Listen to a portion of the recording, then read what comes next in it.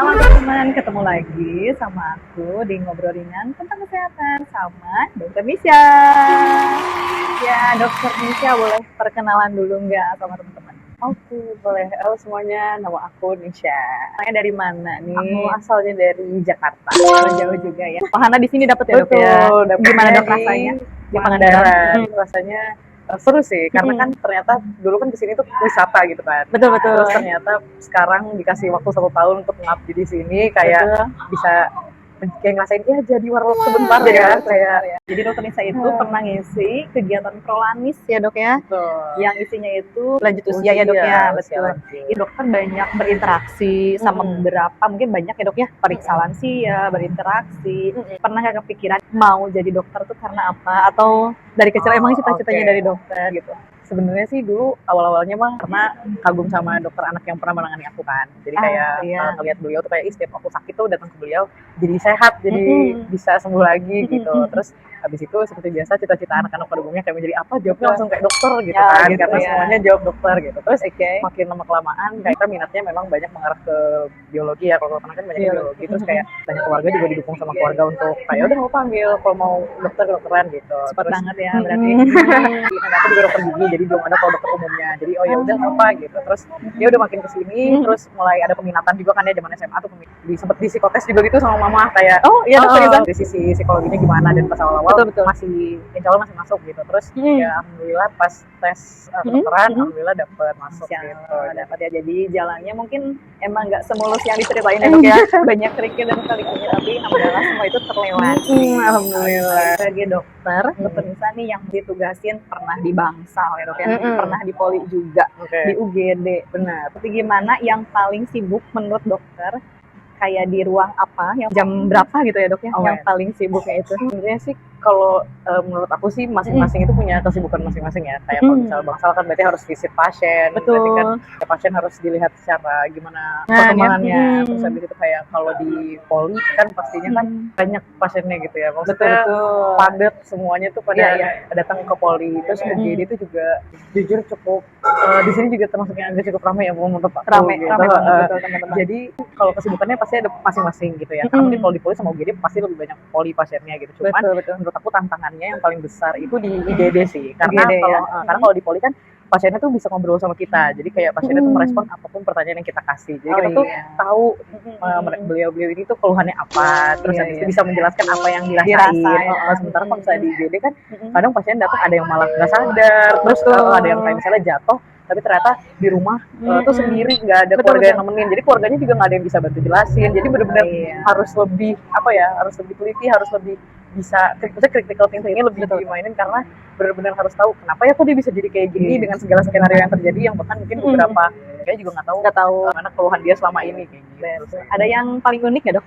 Ada sih pasti, tapi sebenarnya sebagian besarnya menurut aku yang unik itu kadang kalau misalnya datang udah posisinya udah menuju kritis tapi sebelumnya katanya nggak kenapa-napa kayak gitu. Jadi kan rasanya kayak semua ya dok ya. Iya, jadi keluarganya kaget, terus pas kita tanya juga jawabnya misalnya kayak mungkin sedih dan panik ya, jadi nggak tahu gitu. Terus di satu sisi kita juga kasihan. Dari sekian banyak pasien dok yang mungkin masuknya kategori lansia ya dok, yang paling dokter Nisa ingat banget sampai sekarang, karena kalau lansia itu lebih banyaknya curhat ya dok ya. Kalau konsultasi itu betul lebih banyak curhat daripada mengutarakan apa yang dirasain sakitnya. Betul.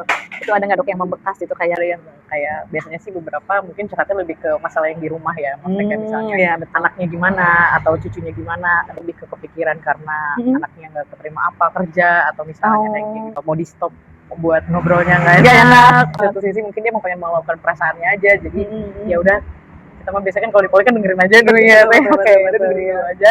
Terus kalau misalkan memang udah nggak menyimpang jauh baru dibalikin lagi ke keluhannya gimana ya. Meriksa pasien nih, kita kadang ada di beberapa ruangan. Ada nggak dok cerita yang paling bikin dokter Nisa sedih? Selain mungkin ya curhatan tadi pada lansia. Kalau misalnya yang paling sedih mungkin pas di IGD kali ya, karena kan kalau di IGD kan banyak pasien yang datangnya udah gawat darurat ya. Apalagi kalau misalnya lansia kan kadang agak harus lebih teliti lagi karena kan sebenarnya usia juga ya. Jadi mungkin ada beberapa keluhan yang terjadi pada pasien itu, tapi kita harus tahu kalau ada beberapa hal yang benar-benar harus ditangani pada saat itu untuk gawat daruratannya gitu kan. Biasanya sih yang bikin sedih kalau misalnya ternyata udah mencoba semaksimal mungkin tapi ternyata berujungnya meninggal dunia gitu. Ini balik ke topik lansia lagi ya dok. Sekarang kan dengan berbagai macam jenis makanan, prosesnya ya dok ya, ada dok makanan yang memang ini harus dihindarin nih buat para lansia gitu. Atau yang lansia itu teman-teman FYI 60 tahun ke atas ya dok ya. Betul. Yang mau masukin 60 tahun itu apa dok? Apa aja? Makanan ya berarti. Iya betul. Tapi setuju sih kalau makanan itu karena kan asupan yang kadang kita nggak ngeh kalau misalnya itu yang kita makan sehari-hari gitu ya. Betul. Jadi nggak ngeh kalau ini terlalu ini atau terlalu apa. Kalau menurut aku yang pertama terlalu banyak garam. Jangan menghindari makanan yang terlalu banyak garam. Karena itu bisa memicu hipertensi. Betul. Nah, memicu hipertensi ini bisa panjang lagi gitu setelah dari hipertensi ini, jadi bisa berujung stroke gitu kan. Jadi menurut aku harus yang dikurangin garam. Terus mungkin kayak mengandung gula juga ya, mengandung gula ya dok ya. Karena kan makin itu semakin rentan untuk terjadi diabetes ya. Diabetes. Sama yang berlemak-lemak. Oh 3 aja berarti ya. Yang tinggi garam, tinggi gula dan juga tinggi lemak. Dari beberapa mungkin kasus. Kalau penyakit yang terbanyak yang diderita di lansia apa dok? Hipertensi, karena asupannya juga apalagi di Indonesia ini kan banyak banget makanan-makanan yang mengandung garam tinggi ya, yang bikin semakin nambah resikonya gitu lah ya. Karena jujur aja di keluarga aku juga ada. Betul. Nggak jauh-jauh ya, karena dari keluarga sendiri juga riwayat hipertensi. Riwayat ya dok ya. Jadi memang harus hati-hati teman-teman. Karena emang apa yang kita makan untuk invest tubuh kita ke depannya dok ya. Kalau kita gitu kan kayak olahraga nih dokter harus sounding ya atau apa ya, Penkes ya dok, Penkes ke pasien kayak harus olahraga nih bu. Kalau untuk lansia sendiri dokter olahraga yang cocok yang cocok gitu buat lansia. Cuma kalau untuk aku ya biasanya sih aku nyaraninnya lebih ke jalan kaki aja, jadi kayak rutin jalan kaki minimal ya 10-15 menit, tapi makin kelamaan maksimalnya dibuat 30 menit lah jalan kaki kayak keliling rumah atau keliling komplek gitu. Tapi harus rutin, jadi dirutinin setiap hari. Rutinitas itu kan jadi udah bisa termasuk olahraga, apalagi jalan kaki kan 30 menit. Ada yang bilang, saya mah dok di rumah juga beberes gitu kayaknya. Itu nggak termasuk ya. Benar. Karena olahraga itu yang apa ya, meningkatkan nadi mungkin ya dok ya, bukan karena capeknya gitu ya. Jadi kan kadang kalau beberes kan yang bekerja tuh hampir seluruh badan ya. Maksudnya kan kadang kita pakai tangan untuk segala macam. Betul. Misalnya olahraga kan bentuknya kayak repetitif, jadi ya yang bagian jalan kakinya aja. Oke, berarti jalan kaki itu bagus. Ada selain jalan kaki mungkin dok, kadang dok kalau lansia suka ada yang duduk aja terus, atau ada itu gimana dok, kayak stretching misalnya kalau misalnya duduk apakah kakinya dikedepanin atau gimana? Bisa kayak stretching yang tadi saya bilang dari kursi, jadi kayak semacam yoga kursi gitu ya. Oh yoga ya, jadi mungkin nanti ada gambarnya di sini. Boleh dimasukin. Kayak bisa stretching dari tangan sama kaki juga, kayak misalnya dikedepanin, dibuat jadi ibaratnya kan peregangan juga ya itu ya. Moving ya dok. Kita mungkin beberapa yang sakit sendi juga ya, di kaki banyak banget juga di lansia tuh kaki sendi pada saat sakit. Jadi bisa untuk di tempat duduk pun itu bisa teman-teman ya. Oke. Di puskesmas itu kebetulan ada kegiatan namanya Prolanis ya dok ya, di puskesmas. Ibu-ibu ini sama bapak-bapak yang mungkin menuju 60 ikut Prolanis. Nah manfaat buat mereka tuh apa dok yang didapat? Ini buat screening hipertensi sama diabetesnya itu ya, karena di Prolanis ini bisa periksa tensi dan juga gula kan ya.